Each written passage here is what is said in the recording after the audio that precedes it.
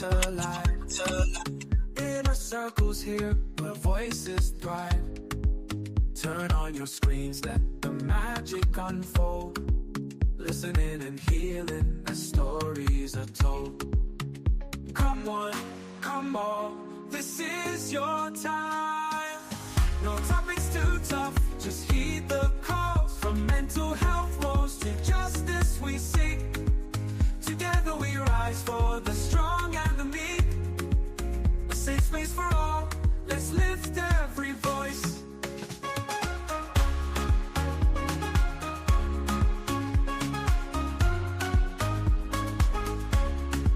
Inner Circle podcast where hearts unite. Sharing our truths, bringing hope to the light. Community strong, we're never alone. Together as one, we've created a home. With laughter and love, we break down the walls. No topics too tough, just heed the calls. From mental health woes to justice we seek. Together we rise for the strong and the meek. A safe space for all. Good evening, everyone, and welcome to another episode of the Inner Circle podcast. Today is Tuesday, March 3rd, and I'm a host, Abe Kamara. Tonight, we have a very, very special segment, two powerful Liberians in the house. I'm here with my co-host, Peterson. Our topic tonight is Representation Matters, Liberian Voices Shaping Minnesota's Future. And we have, as I said, two great Liberians running for local office in Minnesota. And we're going to be asking them tonight some tough questions, my man Peterson and I. So hopefully you can all learn about them, what they are about, what they hope to achieve for our community and for the state of Minnesota. So folks, before I get to them, you can follow us on Facebook, subscribe to our YouTube channel, follow us on X, Spotify, Apple Podcasts, wherever you get your podcast. So before I get to our guest, Peterson, man, welcome to the show from the windy city of Chicago. Good evening, Abe, and welcome to you guys. Thanks for coming. Excuse my attire. I just literally walked in from the car from work, so I was running late and I just came straight here. But yeah, you guys are welcome, and we're glad to learn a lot about what you guys represent tonight. Yeah. And folks, you can ask, if you have questions for Dr. Yakasah or Bernice, you can put in the chat. Or call our number 952-594-5154. So again, first, and then with that, I will start with Dr. Yakasah. Welcome to the Inner Circle podcast. Thank you. Appreciate it. Thanks for having me. Yeah. And then Bernice, welcome for the second time back to the Inner Circle podcast. Thank you. Thank you so much for the opportunity. Okay. I'm a little jealous that Bernice has been here before me, but it's all good. Okay. Well, first, Doc, I will start with you. Right? Can you just tell our audience, those that don't know you, first time seeing you, tell us a little bit about yourself, and then we can get into things. Yeah. So again, my name is Yakasah. I came to the U.S. like many Liberians, really due to the Liberian Civil War that happened. And I was a baby, a kid when it happened.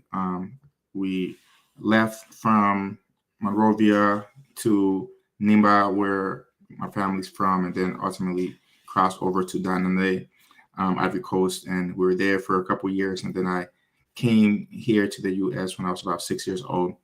I grew up mostly in North Minneapolis, but I ended up finishing my high school experience in St. Francis, Minnesota.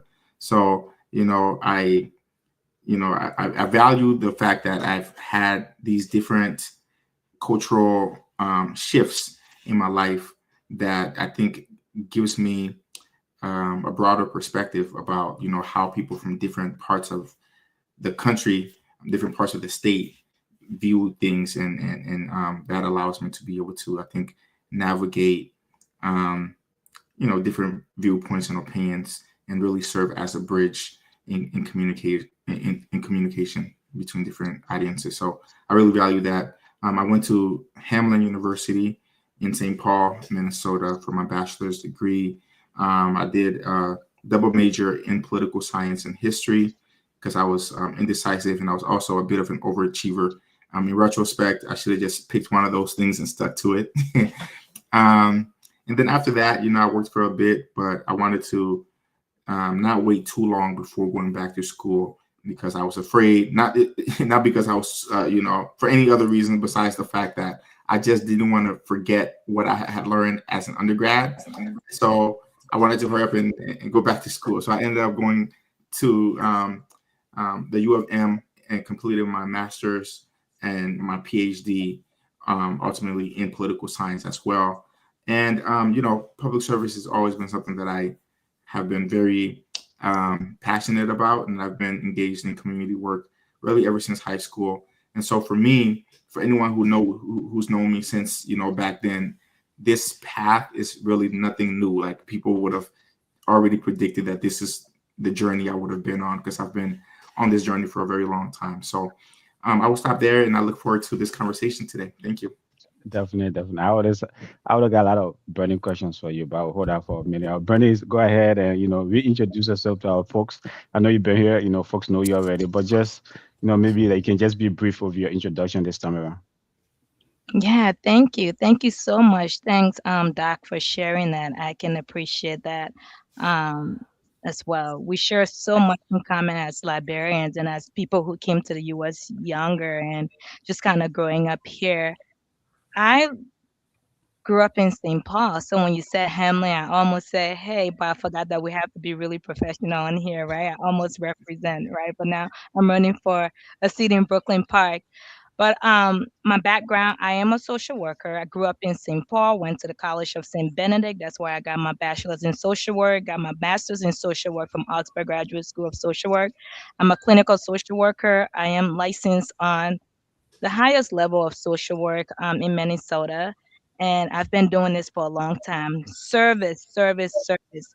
A lot of us come to this states and opportunity is given to us and we want to give back. We want to look back because those are the same services that we utilized while we were in the process of transitioning. And as a social worker, it's no different. I grew up with a social worker. As an immigrant, we did have social workers, and Okay. still remember Amy leaving a mark on me and my family and just being there for us and Yeah. helping us transition.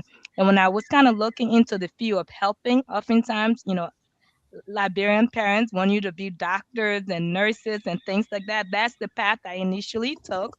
I Okay. went to school for nursing pre-med with the intention of going to be, I don't know what I thought, maybe a doctor, but that was really not my calling. And I didn't like it. I had to find my voice. And what that means is that I had to kind of let my parents know in in a way that wasn't disrespectful, that this is really not what I'm passionate about and social Okay. work is. So I took that course and I love it. I love that intro to social work and intro to psychology. And here I am today. I am a Yeah. social worker. But not only that, transitioning into the realm of politics, because social work and politics is not too much of a different. We just kind of work on the service side of things, but we deal with policy that triggers down to us, and we have to execute those things. So Okay. I'm not going to go too further. Sure, sure, sure. I'll Yeah. Yeah. hear some Okay. questions. Well, we have two accomplished Liberians here. The only thing, those are first of all, right, is that they grew up in St. Paul. And for anybody that don't know Minnesota, those are St. Paul is the boring part of Minnesota, right? The Twin Cities. So just to know that, folks, the two folks, that's the boring part of Minnesota or the Twin Cities. Like everybody was talking about, Minnesota is broken part, and these two folks, these two accomplished Liberians grew up in St. Paul. So anyway, but I just wanted to throw that out there. But anyway, Peterson, question for any of our guests tonight.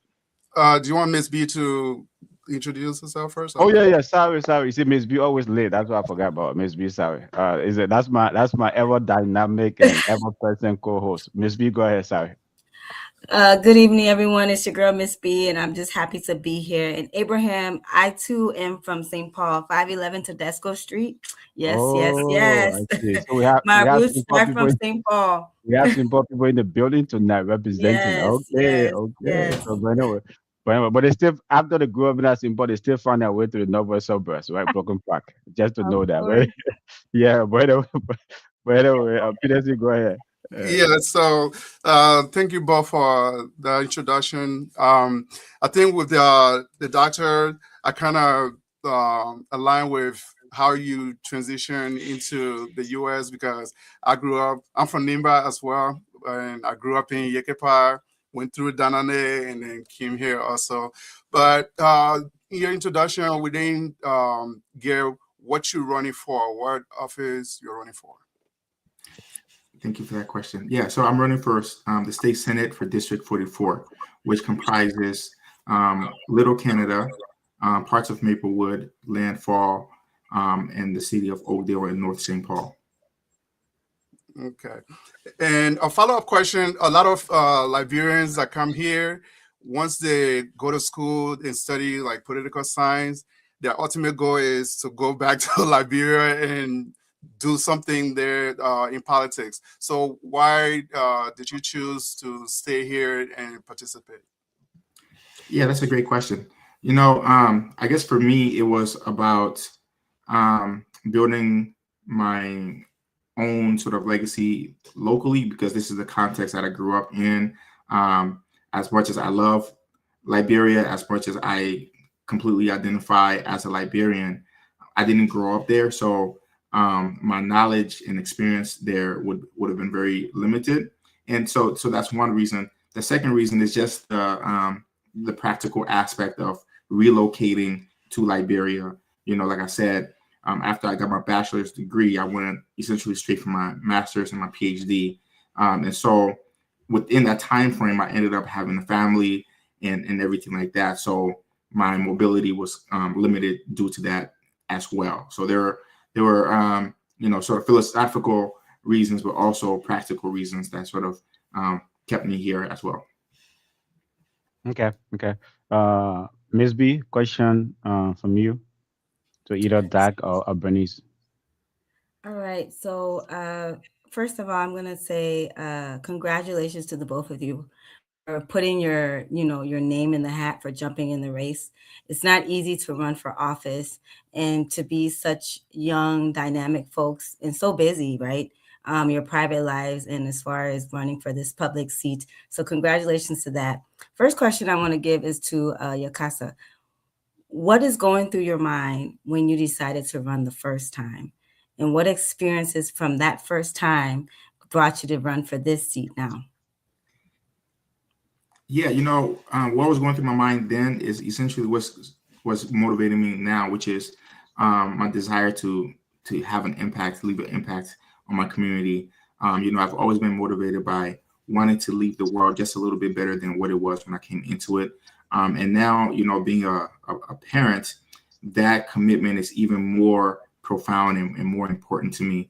I really value living a life of service, leaving a legacy behind that my parents and my sisters and my brothers and my community can look at and say, yes, he belongs to us, and my success can also give them motivation to achieve their own desires, and then leaving that sort of legacy for my children, for them to be able to pursue their goals and things like that. I think I really get driven by that. And then just the desire to just make the world around me just a little bit better. So that's what sort of motivated me to run when I ran in, what was that, 2022, unsuccessfully, of course. But yeah, so that's what motivated me to run at that time. And again, that same motivation continues to be true even today. Okay. The same question to Bernice. Yep. What are you thinking when you decide to step into this race? The first thing that came to mind is basically the time that I even choose to run is just it's just perfect. And one of the things, the community came to me and asked me to run because of the work that I'm already doing in the community.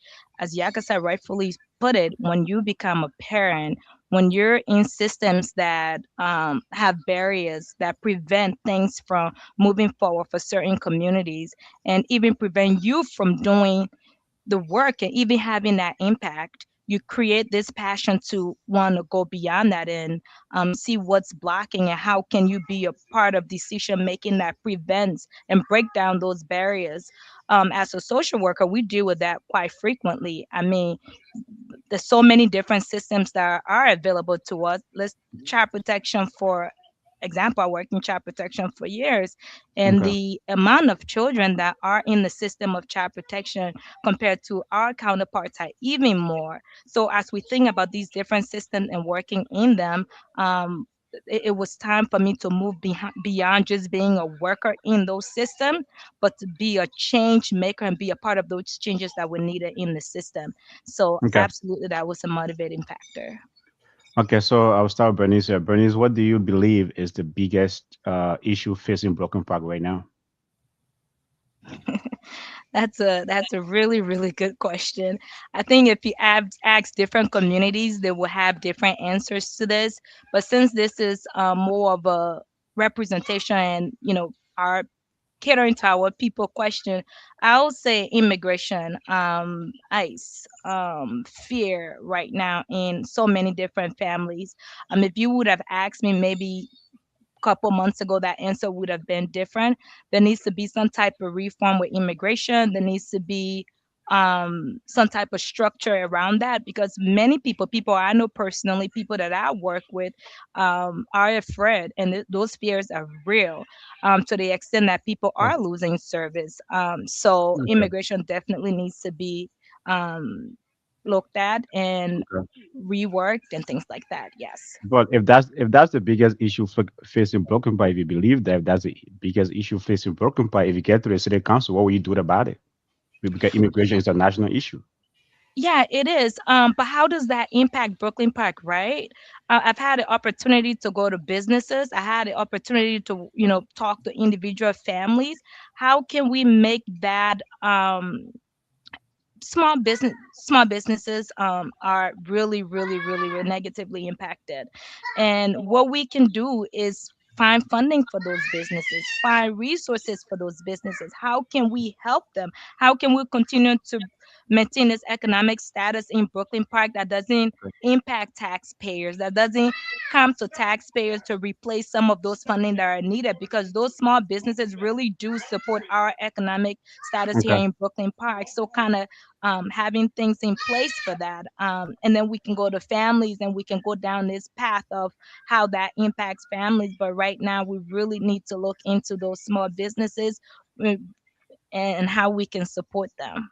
I know Okay. immigration is at a national level. There are more that needs to be done, but for Yeah. direct impact Sure. in Brooklyn Park would be something that's, yeah, important right Okay. now. Dr. Yakasa, similar question for you here. What do you believe is the biggest issue facing Senate District 44? You're on mute. You're on mute if you are talking. Leave Okay. that alone. Okay, perfect. Can you hear me now? Yeah, yeah, yeah. Okay, perfect. Yeah, I would also agree that immigration is definitely on top of people's minds here Get in away, District Benji. 44. But in addition to that, I think people are generally concerned with just the cost of everything, just the high cost of living in general, and that has to do with many different factors, such as the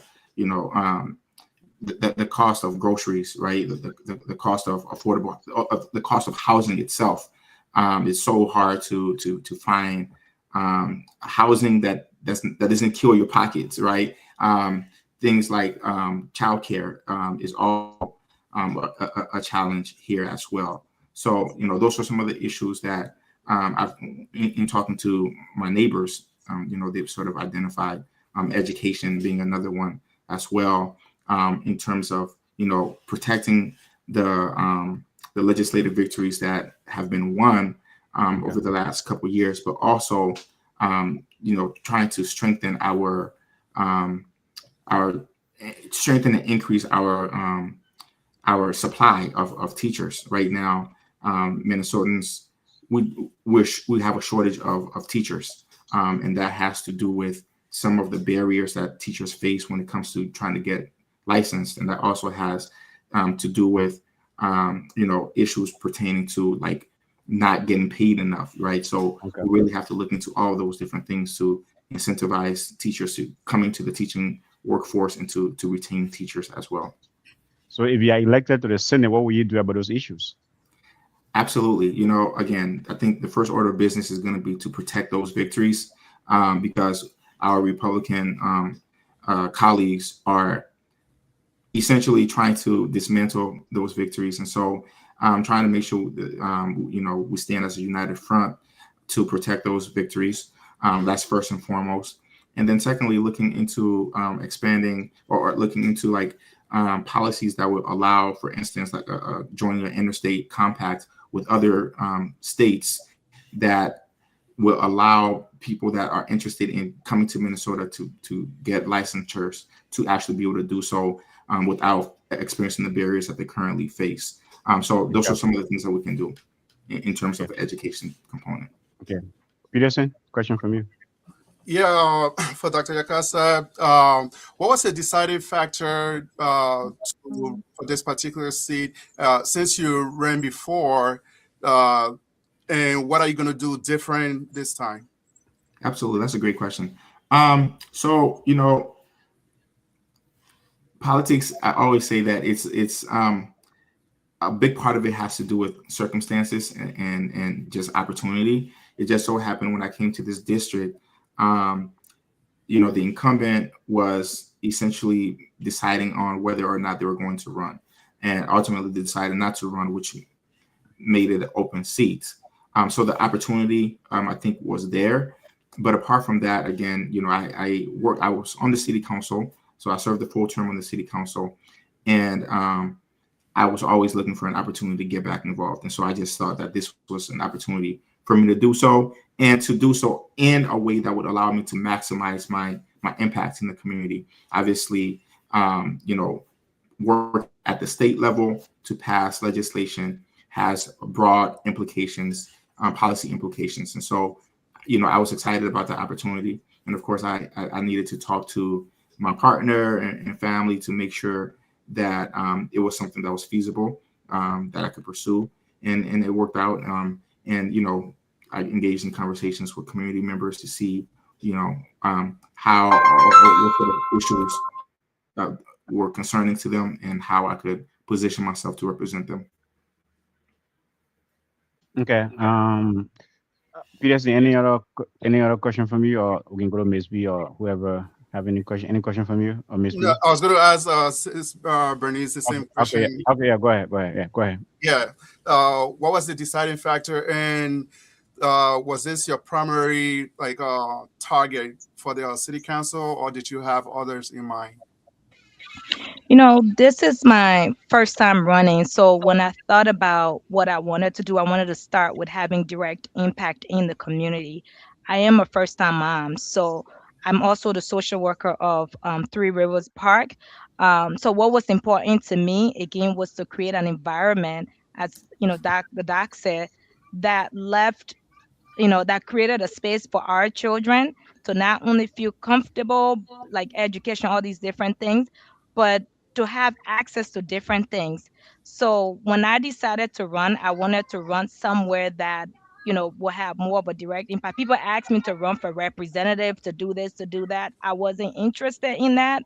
As a new person, I like to kind of take baby steps to understand and know what I'm doing. I think this was an opportunity for me to learn Brooklyn Park, get to know what the issues are, collaborate with people who have been in this space, and then move on, learn more, and then move on and up that ladder when the opportunity arrives. I didn't want to go above myself, not knowing what exactly I was getting into. I Okay. like to have a knowledge base and understanding of what I'm doing. So this is after conversation with folks in the community and just mentors and things like that, this was the right path for me. So I decided to kind of go on this path of Okay. politics. Okay. Well, folks, tonight we are talking about representation matters. We got two Liberian voices shaping the future of Minnesota tonight, and they're on our show on the Inner Circle podcast. So if you have a question for them, you can put it in the chat. Call our number 952-594-5154. Ms. B, question from you. So I know my question is for Bernice.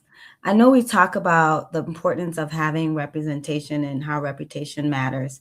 I think you kind of touched on it not too long ago, but folks want a person that can work across the aisle, can work across different parties and different personalities. And we know Brooklyn Park has had a history and the council have struggled. So we want to know, what are you going to come and be able to do as far as unifying the council and working across these various relationships to move things in the city? I think the strength that I bring to the council is just kind of relationship building in terms of the nature of the work I do, connecting with all people and anyone. That's what I do for a living, and that's what I do in my personal life. I can connect to anything, including a tree. That's what my friend would say. I can have a conversation. I can, establish a relationship with anyone, and I'm doing it now in my campaign. I have been endorsed by the mayor of Brooklyn Park, been endorsed by Eric Christensen, been endorsed by Tony McGarvey. Those are all people that are on the council, and a couple more of those coming. And these are people that have readily said that they want to work with me and want to include me on that team because I have a lot to offer. And these relationship didn't just start because, oh, I'm this pretty face or this Liberian girl that can just come here. It was skill, it was discussion, it was relationship that were built. And those same skills are things that I'm planning on bringing to the council. It's not going to be any different. I plan to be myself, and I plan to be authentically Bernice Cooper, and I'm going to bring that. So that's one way that I'm going to unite. I also plan to work for, as you can see, I'm a mom here, and baby want to be a part of this conversation. I also really plan to be a councilwoman for all people. I know West District is predominantly immigrants, but regardless of who is in West District, I can assure them that, oh, it's okay, baby. I can assure them that I will be able to represent them and create whatever relationship and execute whatever needs to be executed. Thank you. Okay. Okay. Well, we'll give you the grace tonight. That's the future leader of Broken Path. So we'll give you the grace. We'll be flexible with you. Obviously we're here in a cycle podcast. We know as a working mom. So yes, Miss B, do you have any follow-up question before I go ahead? Do you have any follow-up for either Bernice or Dr. Yakasah? Miss B? No. Okay. Okay. Dr. Yakasah, when you look back at your roots, right, your journey as an immigrant, what responsibility do you feel to the next generation watching tonight? Looking at your journey from city council, now seeking District 44A in the Minnesota Senate. Absolutely. Again, for me, this is is a constant sort of motivation for me, which is the desire to be a good representation for the generation after me, and quite frankly, for whatever reason, I'm also someone that I think even older people kind of look to as an inspiration as well. So with all of that, I really do try to present my best self to the world, and I try to set goals for myself, and I try to achieve those goals, and I just in general just try to be a good person so that those that look up to me can see me as an example, as someone that they can be, or someone that they can be better than. So that is sort of a perennial motivator for me. Okay. Peterson, question from you. Yeah, Dr. Yakasah. So, what would you say to those who say who would have questions for you for the time you were in city council? What was your contribution to the community? I left a very stellar record on the city council. One of the things I was extremely proud of was, being able to work with local and various levels of government to bring affordable housing to Falcon Heights, 125 units of affordable housing at 60% area medium income, which was a really big deal, because if you know anything about Falcon Heights, you'll know that it's essentially a fully developed town. And so there aren't a lot of opportunities to even bring in new housing stock.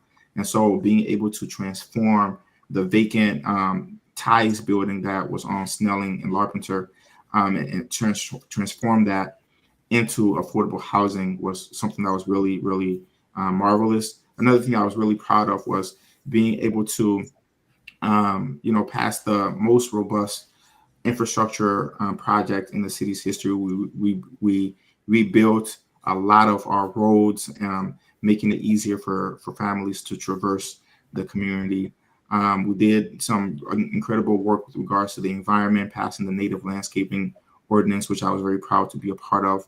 I was also, proud to bring in Just Deeds in the city, which was an initiative, which was a partnership between the city and the U of M to identify racial covenants and strike them out of their deeds. So I was able to work on that. And then we also were able to pass Philando Castile Day in honor of Philando Castile that was killed in Falcon Heights several years back, and then changed we did an honorary renaming of the street that he was actually killed on after him. So we're able to get that done. I mean, I can keep going on and on.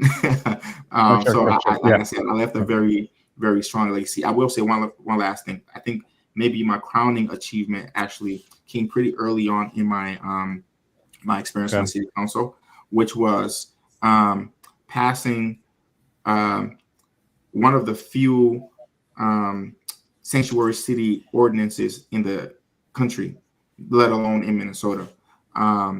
And as you can see, that was very prescient because we've seen what's happening now with ICE in our communities and things like that. So having that foresight to say, look, our community of color, our immigrant communities need a stronger commitment from their government than just saying, we value diversity, and really putting policy behind that is something that I was extremely proud of. And what made it even more remarkable was, so typically how policy is passed is, someone may come to you and give you the policy language, and if, as a city council member or as a legislator, you advocate for it, you argue your colleagues, and you try to convince them to pass the policy. Okay. I did that, but what I also did was I literally wrote the policy itself, which is kind of unusual. So having the experience to literally write the policy and then, take the initiative to actually convince my colleagues to pass it, that was another level of engagement that I was extremely proud of. And that's the level of engagement and advocacy that I'm looking forward to bringing at the state level too. Okay. Now there's a question for both of you, right? Is that you guys, even though we say representation matters, but you guys are running in districts or in areas that, includes all Minnesotans, whether Caucasian, Black, White, Latinos. What policies will you champion that would directly impact the lives of all Minnesotans, regardless of their background? I will start with you, Bernice, and then Dr. Yakasah.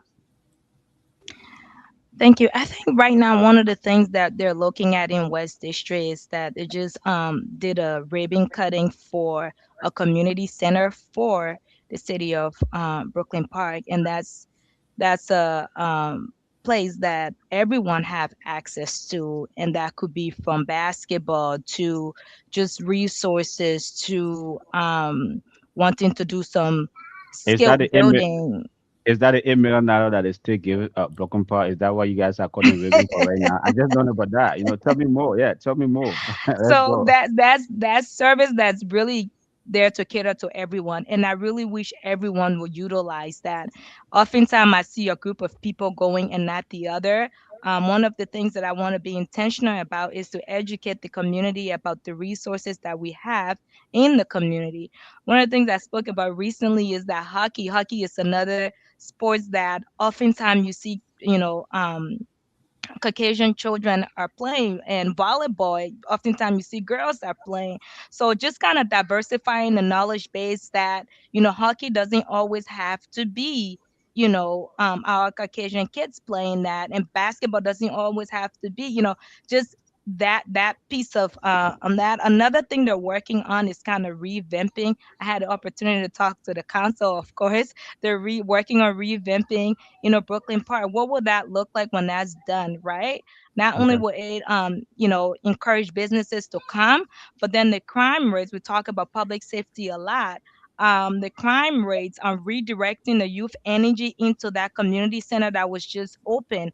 As a police embedded social worker, those are the things that I love to see, and those are the services and support that I want to see children get involved with, so that they're not involved in things after school. As we all know, after school, the hour of 4 to 9 is when youth kind of get involved with a lot of different things that they shouldn't get involved with.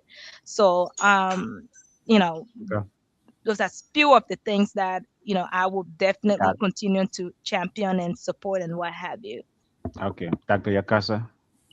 Absolutely. In general, when we're passing policies, policies are intended to be broad, right? They're supposed to essentially affect the broadest swath of society. So that's sort of the approach that I'm going to be pursuing in basically all of the policies. When we talk about education is something that intersects various backgrounds, right? It's not specific to any particular group.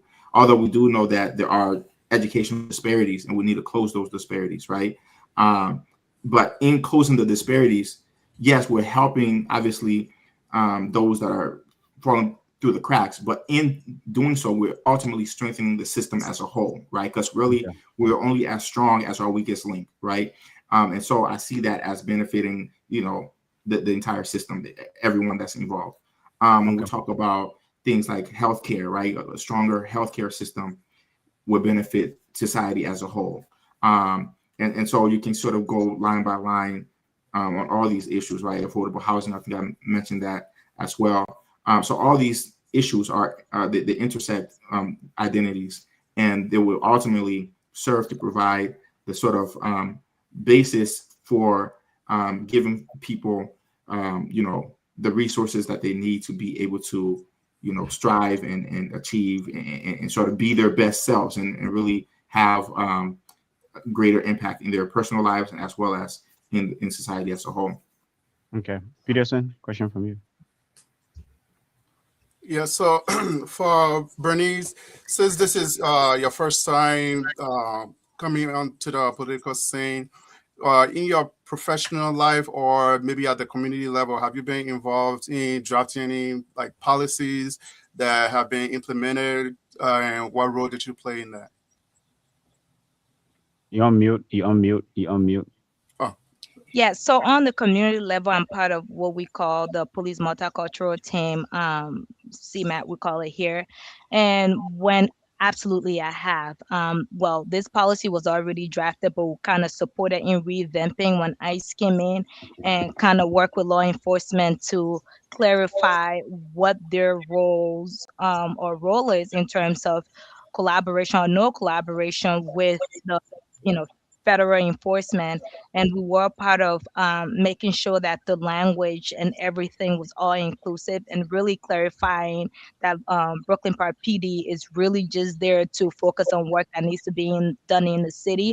Obviously, if there were issues pertaining to safety of an area that the federal government were responding to, they will step in and kind of try to diffuse and ensure that everyone is safe. So that language needed to be spelled out to ensure that our communities and all community understood what the defined roles were. So I was part of that um, process, and I'm definitely looking forward to being part of many more. I've supported different things throughout the city when ICE got involved, but in Okay. terms of the specific policy that kind of directly impacted the Brooklyn Park community, that's something that I was a part of. Okay. Well, folks, tonight we are discussing representation matters, Liberian voices shaping the future of Minnesota. We had two great accomplished Liberians here tonight. Running for local office, one for city council, Broken Park, what district, the capital city of Liberians in the diaspora, right? That's what I'm running for. And then Dr. Yakasah, District 44, Senate District 44.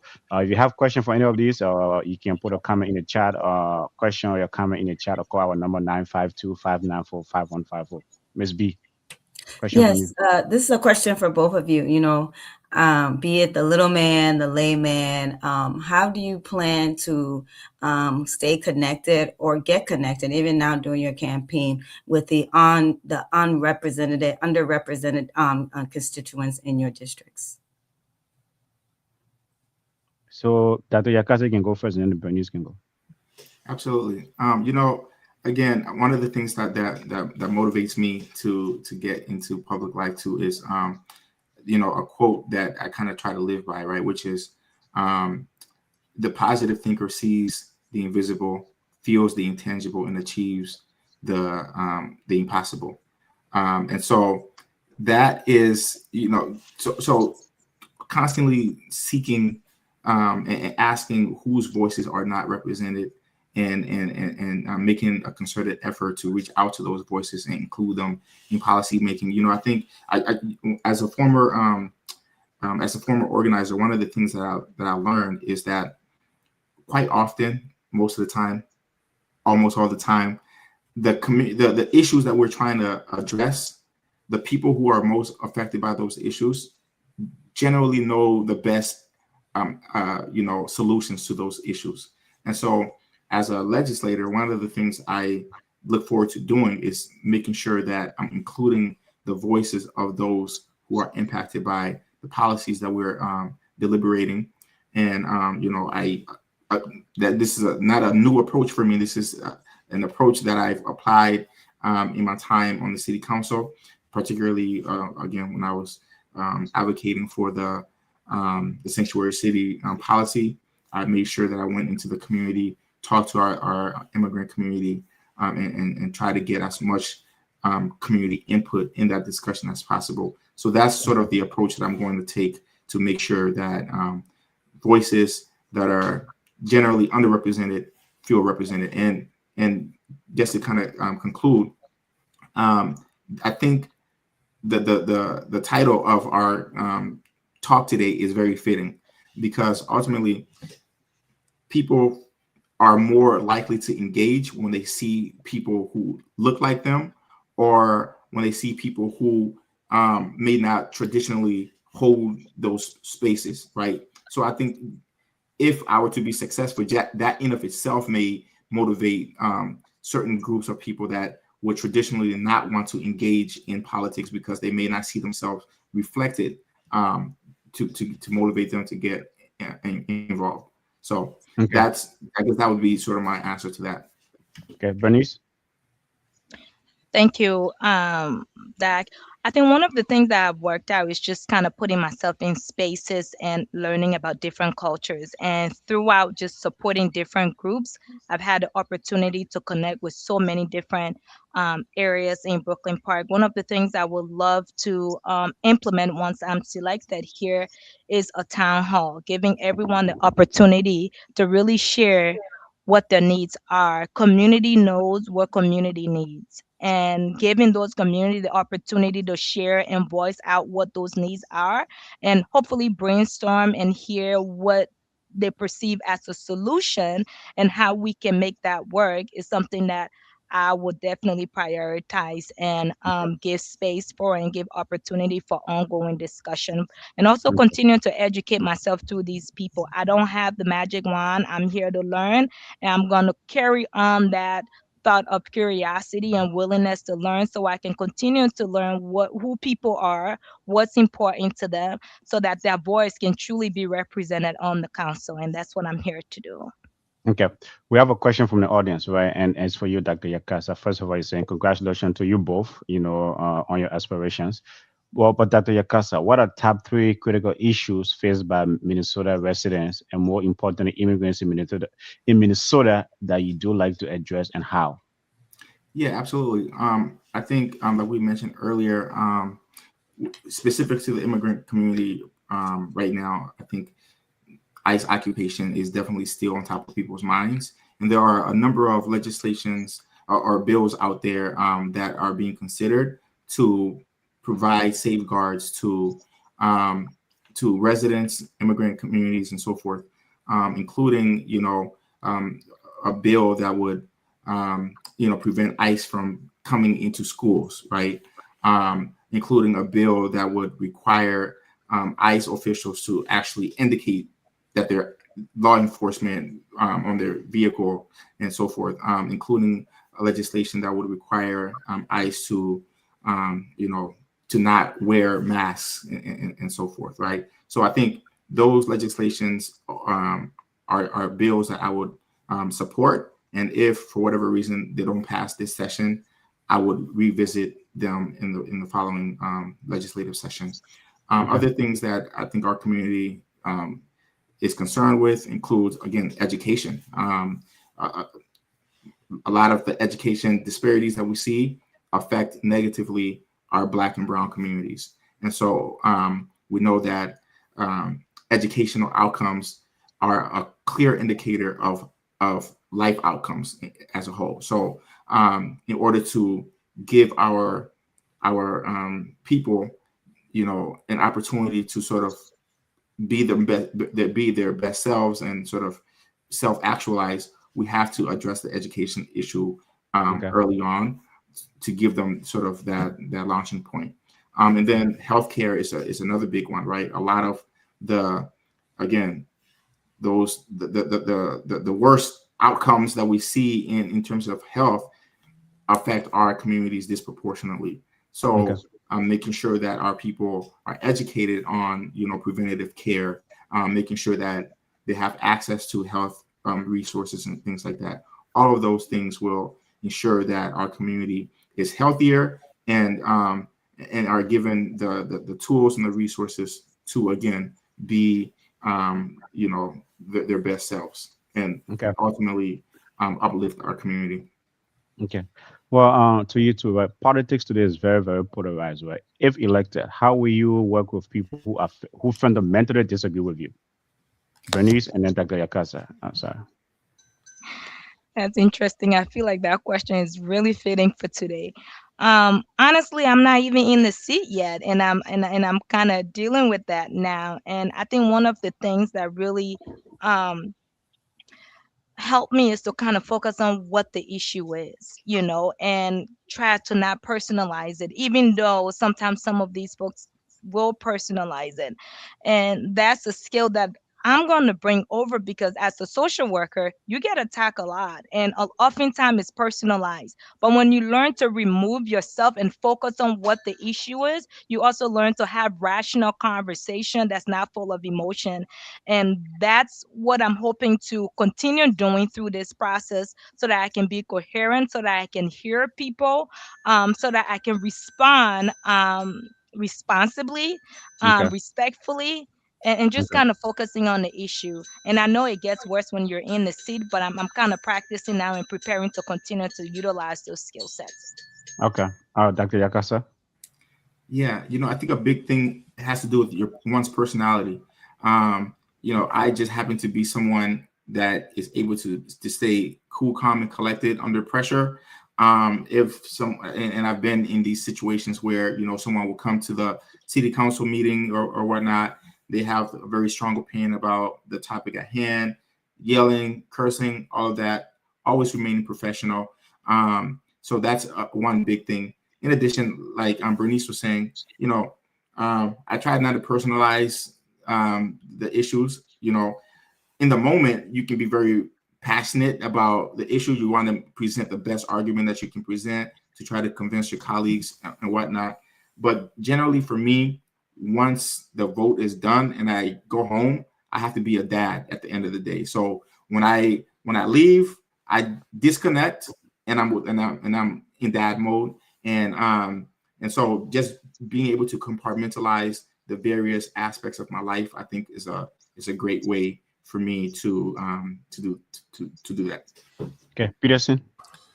Yeah, I guess this is a follow-up question to what you just asked. What is your approach to handling like controversial issues or complicated or things that go against like your moral values? Should I go first, or you want Bernice to go first? Well, since you're speaking, you can go. Then she'll go. Yeah. So, how do I handle controversial issues? Yeah. Again, I'm not new to controversy, but I think it would kind of depend on what the controversy is, right? Because some controversies don't demand attention and don't demand a response. But for some controversies, for the ones that I may find that may require a response, that I will take the time, formulate the appropriate response, whether that be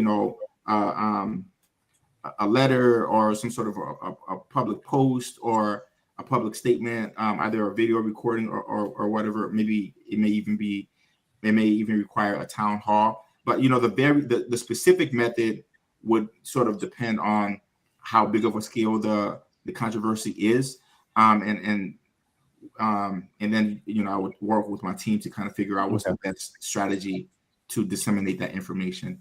But again, not every controversy actually demands the attention, so I would just have to make an assessment of what is the controversy, what's the nature of it, and does it warrant a response, and what sort of response would be the appropriate response. Okay, Bernice. Yes, and I think in this real controversy is just it's just gonna happen, and we come with different value systems, we come from different backgrounds, and all of these things. So we have to be prepared.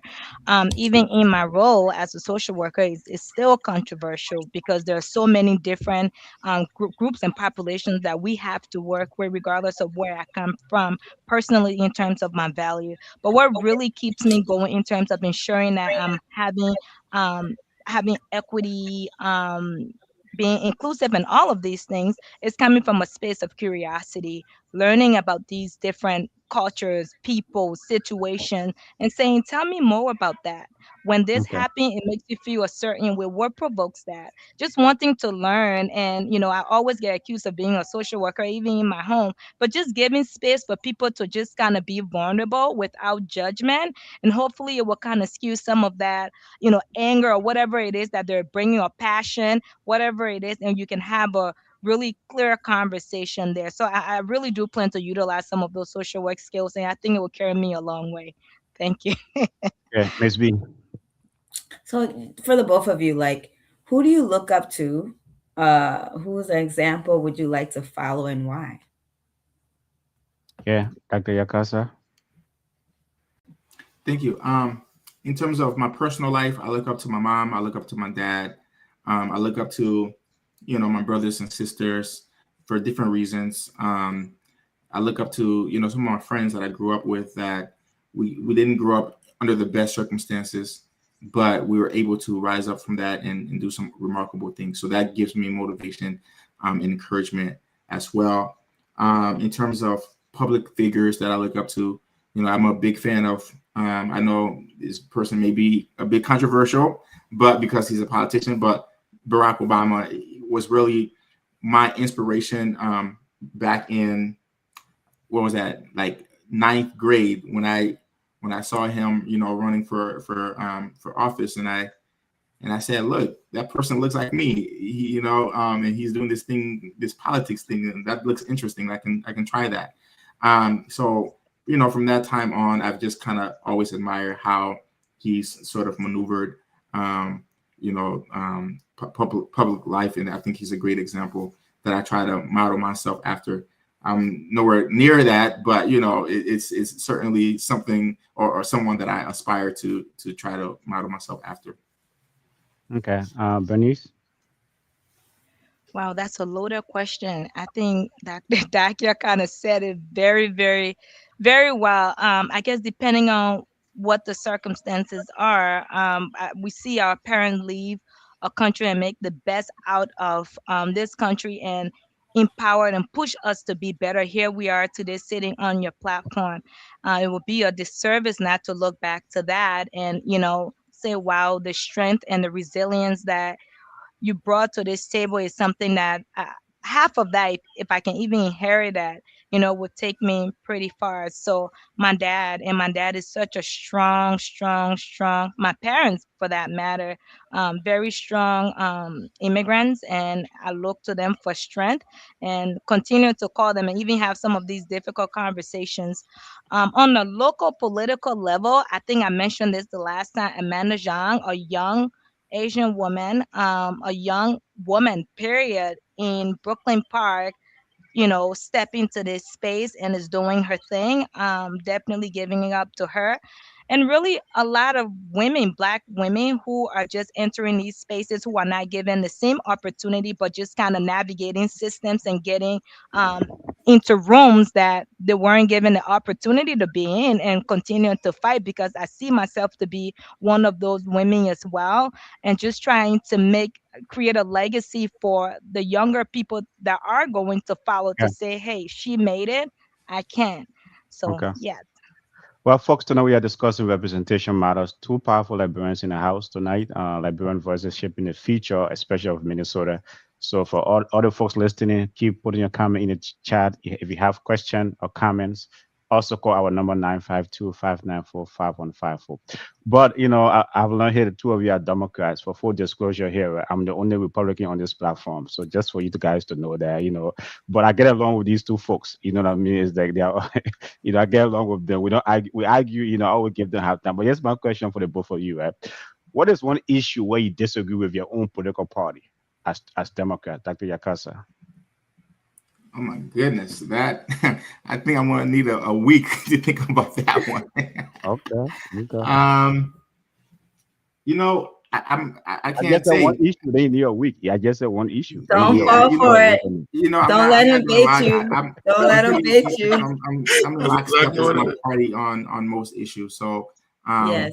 yeah, Okay. Okay. I Bernice. think there on any given issue there may be like there's a spectrum, right? But generally speaking, I'm kind of in lockstep with the party. There we go. Okay. Okay. Anyway, that's a Don't let political him bait correct. you, That's Bernice. that's a political correct answer. I would take that. Anyway, Bernice, what's the one issue you agree with your own party? If there's Yes, one. I think I hope that most people who are making decisions to follow parties are making decisions based on their value system. And I've been voting Democrat for a very long time, and looking at their values and what they stand for align directly with mine. So I'm not saying it's perfect, but it's been going pretty well with them. And I am a strong Democrat and will continue to be. They're serving the people of my community, of our communities. So absolutely, I don't know if there's anything that I'm truly left about with the party, but they're Okay. really serving the people that we're wanting to represent. Thank you. I I mean DFL. I DFL. under, I understand the And I will flow, right? The say, convention coming out. um, They You don't want to understood offend the young people. assignment. They Yeah. understood the So anyway, assignment. Dr. Akasa, go ahead. Go ahead. Go ahead. well, I was just gonna say, I will say, being in lockstep with the party does not mean, for instance, that we preclude the voices of others. So I'm always open to conversations. In fact, I have a lot of Republican supporters. I always tell the story that I grew up in a household where my mom was a liberal Democrat and my dad was a conservative Republican. So I can certainly listen and appreciate different perspectives. But in general, I'm very much a long-term DFLer. Okay, so here's one for you. I mean, is that Miss B might say you shouldn't take the bid, but here, will you be supporting same-sex marriage activity as a Democrat, as a Democratic senator, Dr. Yakasa? That's a question for you.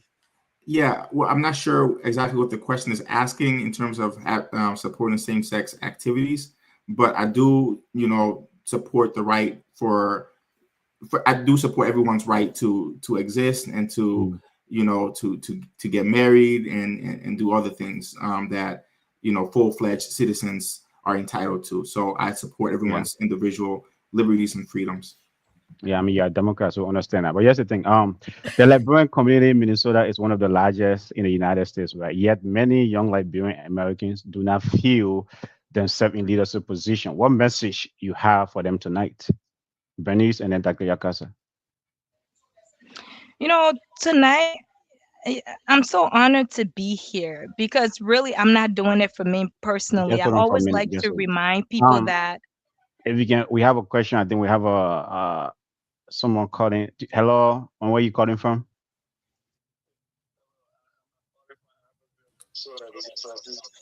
Can I hear them?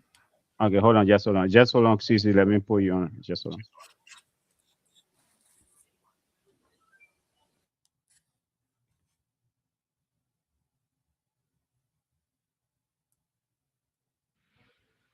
Okay, go ahead. Can you guys hear?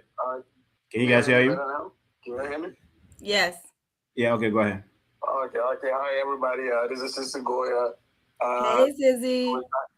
Hey, it's nice to see Dr. Way and Mrs. Cooper on. and the Democrats on the panel. I'm not speaking to the Republicans.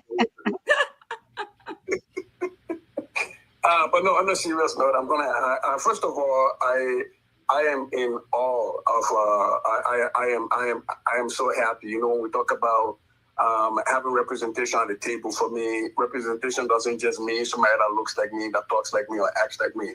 There's somebody who understands my issue and who can actually articulate the issues of my community and kind of stand tall. And watching these two people, for me, brings me a lot of joy.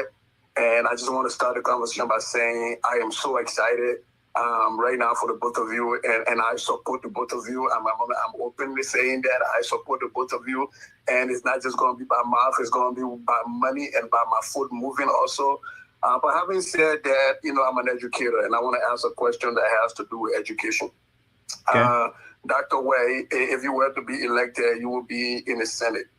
And historically, the federal government and the state government have underfunded public education for a long while.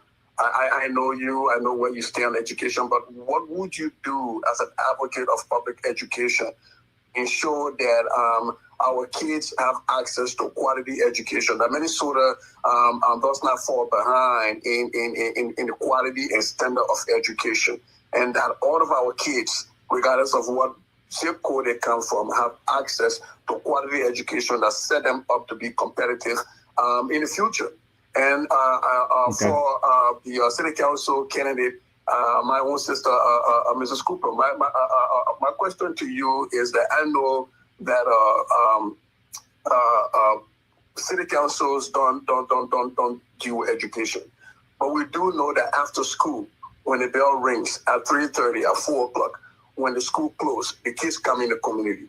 And there has to be a partnership between community and school so that we ensure that our kids are not bored, that they are not tempted, and that they don't get in a prison pipeline. Okay. As a seasoned and an accomplished social worker, what do you bring differently to city council? What different outlook do you bring to city council so that we don't look at education as just one thing when it's done at 3 o'clock? Nobody takes responsibility for our kids, and our kids continue to get tempted, continue to fall in these cracks that lead them down a wrong path. What would you do to ensure that Berkeley Center is second to none when it comes to protecting our kids and making sure that we secure a future for them? Okay. I'll take my call. I'll take my answers off the line. Okay, thank you. And he meant Broken Park. So, Dr. Yakasah, you go first, and then Bernice. I hope you guys wrote the question down. I'll repeat myself. But go ahead, Dr. Yakasah. Absolutely. I think that's a great question, CZ. And thank you for your support. I would say that, again, you know, addressing the education issue requires a holistic approach, which means we have to address the foundational things such as, you know, giving people an opportunity, an avenue to work and you know, to better their livelihoods, right?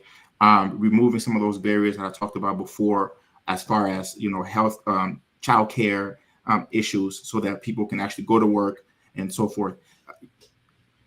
A lot, while, you know, education is funded by, you know, the government, you know, by the state and federal government, most education funding actually comes from within the school districts, right? And so it comes from, you know, being able to tax the local population, which is why it's so important to make sure that we're removing barriers for the local population to be able to, you know, economically upwardly mobilize, right? So that's the first thing. But the other thing is, yes, absolutely, fighting very hard for maximizing our partnership, you know, the state and local partnerships, so that we're giving schools the resources that they need to be able to be successful.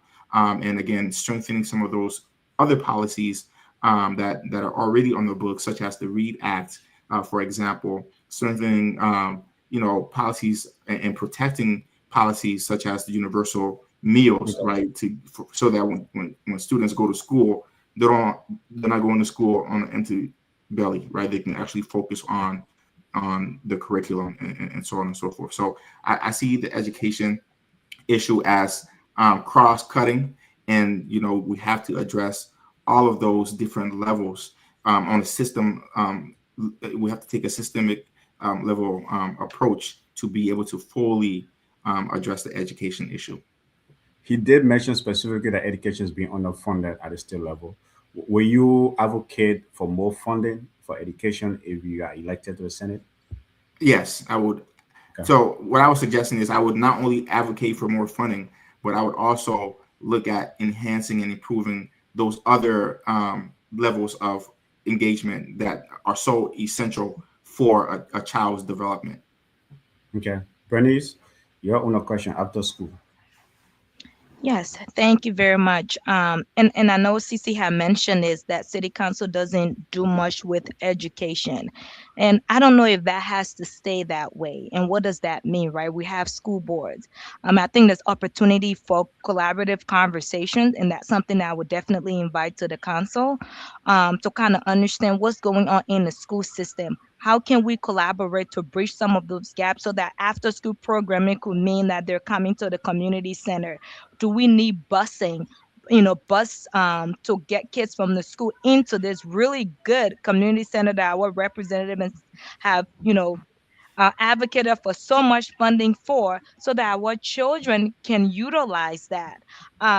What's in place right now doesn't have to be the status quo. There's always opportunity to make that better and to improve that. And I hope to see that collaboration between our school board and our local council here, so that we can have some type of pathway to ensuring that these kids are utilizing the resources, the system that we're building locally, for them to benefit from.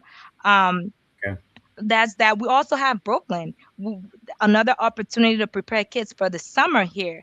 But there has to be some type of pathway, again, communication, to ensure that the school is collaborating with our programming to see if we can get kids out of those schools before summer ends and align them with Brooklyn or other skill building resources that are in the community. After school programs, Sure. that's something that's going to be at the community center or could be at the community center. And these are things that we're going to rely on that collaboration for, to ensure that no child is being, or no student is being left behind. Okay.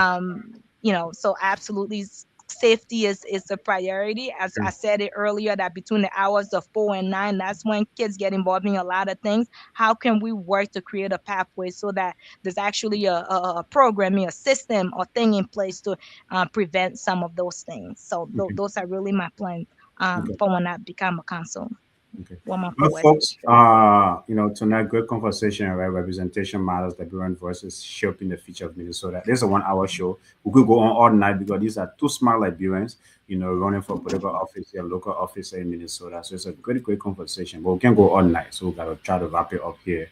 So with that, I'll give my man Peterson 1 or 2 questions, and then Miss B 1 or 2 questions, and then we'll try to wrap it. And then we'll have rapid fire for these two folks. But Peterson, go ahead. Yeah, so for Ms. Cooper, this is on a, I guess, lighter note. Earlier, you mentioned like many children who come here from like who come as immigrants. Our parents desire for us to become doctors and engineers. And how did your parents take it when you chose to go into social work, and then now with this new journey? And what's the best advice that you've gotten? When I decided not to take the path of being a social worker, I remember an older cousin telling me that I just came to this country to be lazy. And I remember my dad saying I grew up really, really shy. A lot of people won't believe that. I am still a little shy, but they probably wouldn't notice that. My dad told me, "Do you know how to play professionally with white people?" I said, I said, "What?" He said, "You're not a white girl. How you will play professionally with these people?" And that was a legit question for him. I listened to him and still did what I wanted to do. And in retrospect, my dad is so proud of me. My parents are so proud of me, and how I have evolved over time.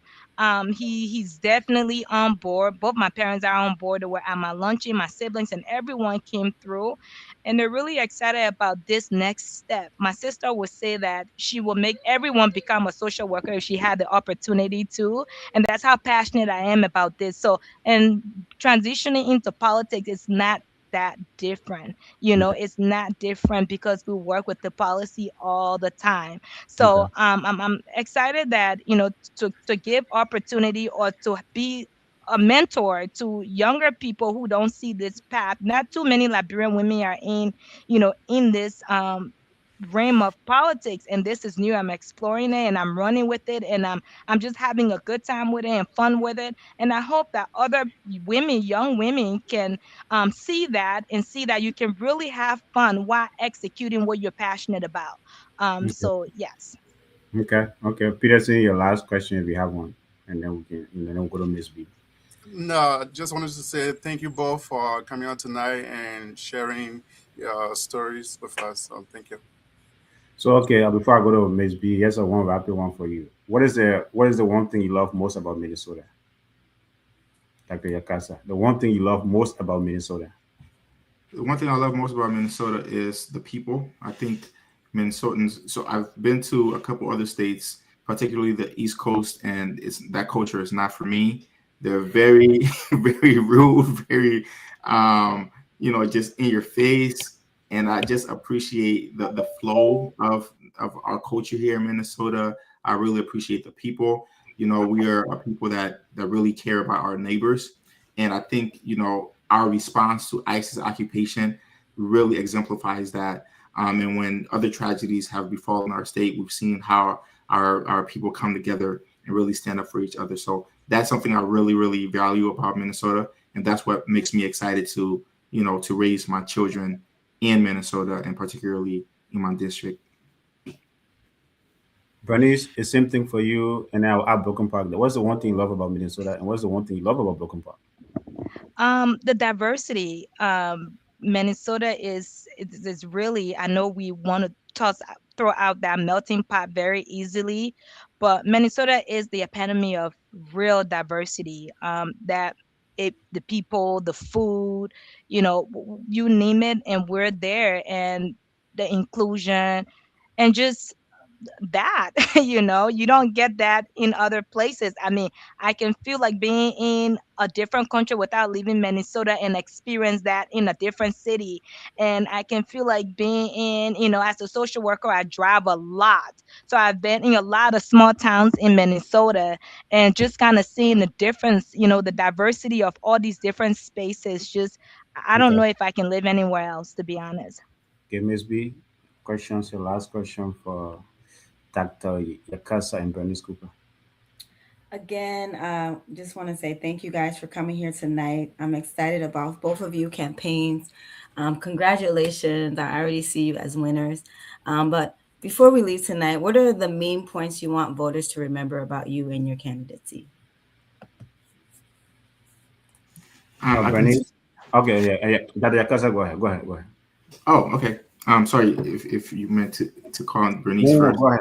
Go ahead. Go ahead. So I guess for me, I just want people to know that representation matters. To kind of reframe that, and also um, it's very, very important to pursue your goals, whatever it is, and don't be afraid to take chances, and take calculated chances, I would say, and just put yourself out there, whatever it is. If it's to be the best dancer, practice, practice, practice. Set your goals high. I think what happens, as when we're young, our imagination is so rich, but as we get older, we kind of get jaded, and then we kind of lose our ability to imagine.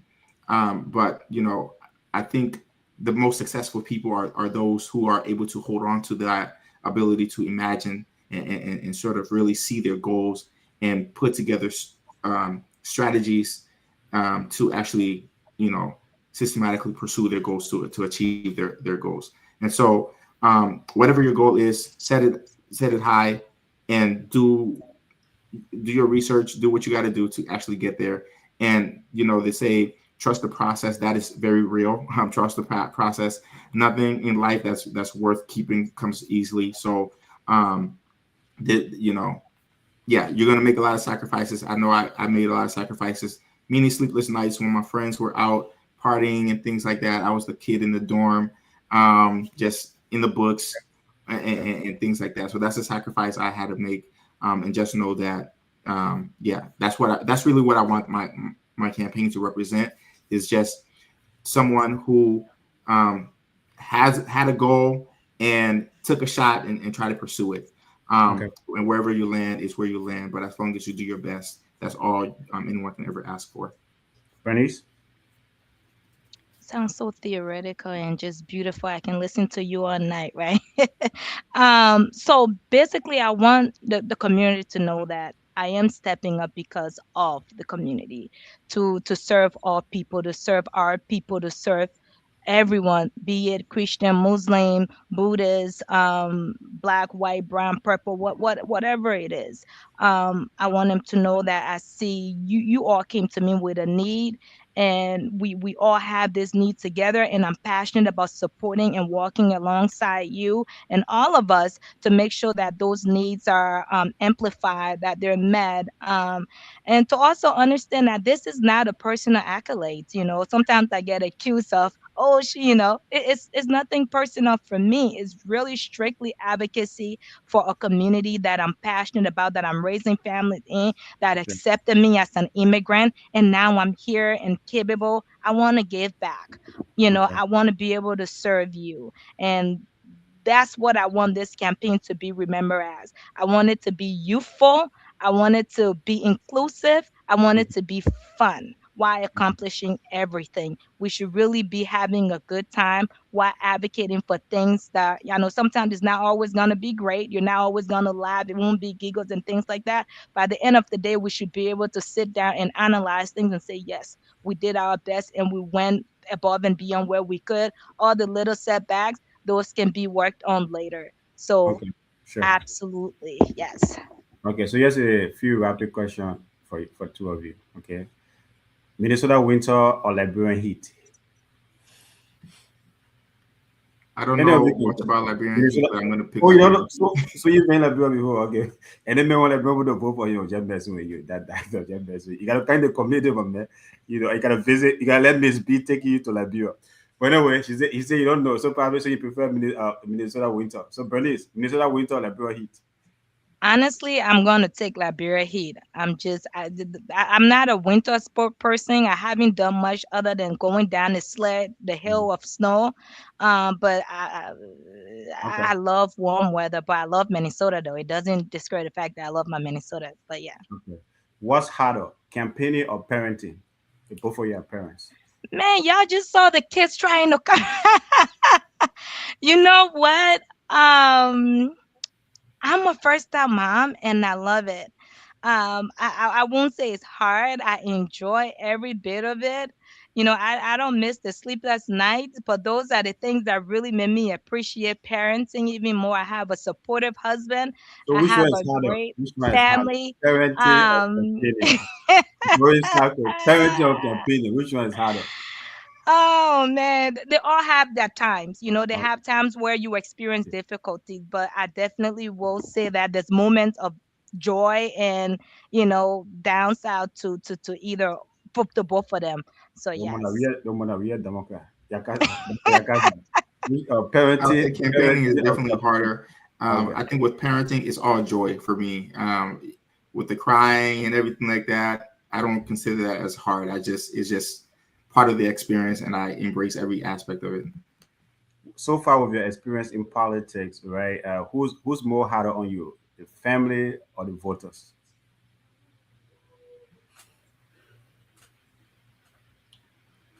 Nobody. Thank What you. Everybody what Don't loves does take me. the I don't know what harder bait. to tell mean? you. Don't What take does the harder bait. mean? Harder Yeah. is because they're wanting to know who we are. I think it's an individual thing. I think as if I was a constituent, I would want to know who wants to represent me. So I think they're doing the right thing. They're doing the research. They're studying us, rightfully so. My family are very supportive.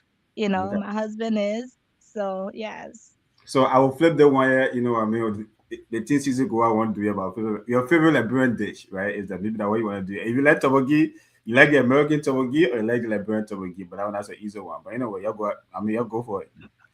Liberian I'm a tobogi or content man. We go GB all day.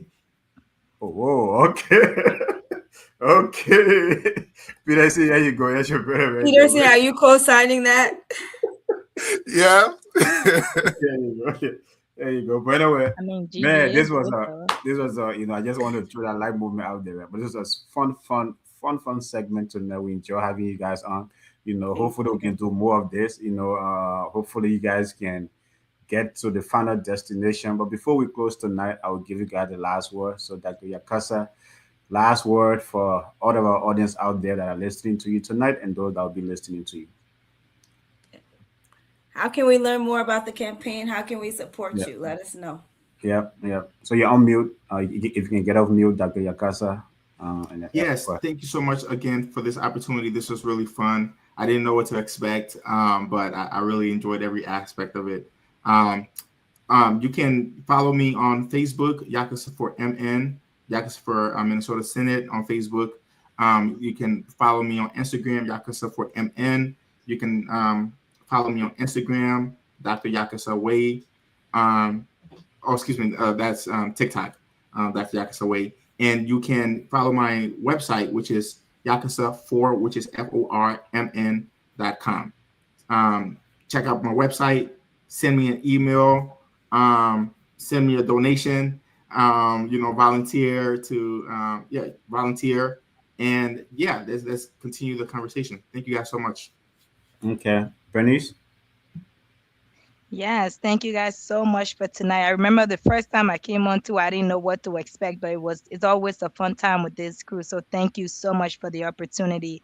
Yes, so I am on Facebook, Bernice Cooper for Brooklyn Park West District City Council. I'm also on my website is bernicecooper.org. I can be reached by phone. My email is campaign@bernicecooper.org. But reach out to me, ask questions. We're here to answer any question, but most importantly, the support of your time. You know, the money. Campaign is a lot of money. We want we want the money. We want volunteers. We definitely want your vote in Brooklyn Park. We have the power to bring this home, and I'm asking every one of you to prioritize civic engagement this year and beyond, so that there's a voice at the table.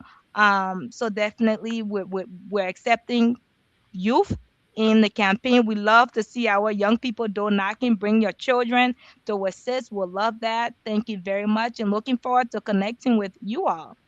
Okay. Well, folks, thank you so much for the time tonight. It's a great show. If you're in Minnesota, man, please support these two candidates, or wherever you are in the United States, they need your financial support. So thank you so much for joining us, and we hope to have them back on the Inner Circle podcast. You all have a good night. Good night, everyone. So join the conversation. Let's set the tone.